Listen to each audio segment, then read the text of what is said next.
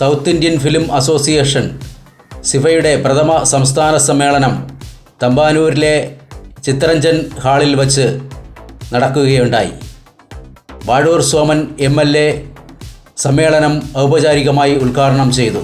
സമ്മേളനത്തിൽ കേരളത്തിലെ 14 ജില്ലകളിൽ നിന്നും തമിഴ്നാട്ടിലെ കന്യാകുമാരി ജില്ലയിൽ നിന്നും പ്രതിനിധികൾ പങ്കെടുത്തു. സിനിമ സീരിയൽ രംഗത്തെ പ്രശസ്തരും പ്രഗത്ഭരുമായ വ്യക്തികൾ സമ്മേളന പ്രതിനിധികളായും വേദിയിലെ അതിഥികളായും സമ്മേളനത്തിൽ പങ്കെടുക്കുകയുണ്ടായി.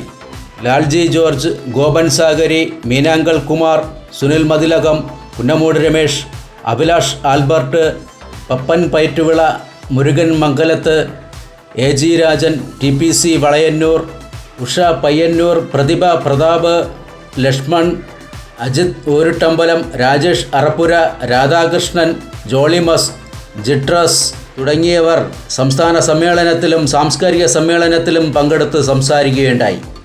സിനിമ സീരിയൽ രംഗത്തെ വിവിധ പ്രശ്നങ്ങളിൽ സംഘടന സജീവമായി ഇടപെടുമെന്ന തീരുമാനത്തോടെ സമ്മേളനം പിരിഞ്ഞു.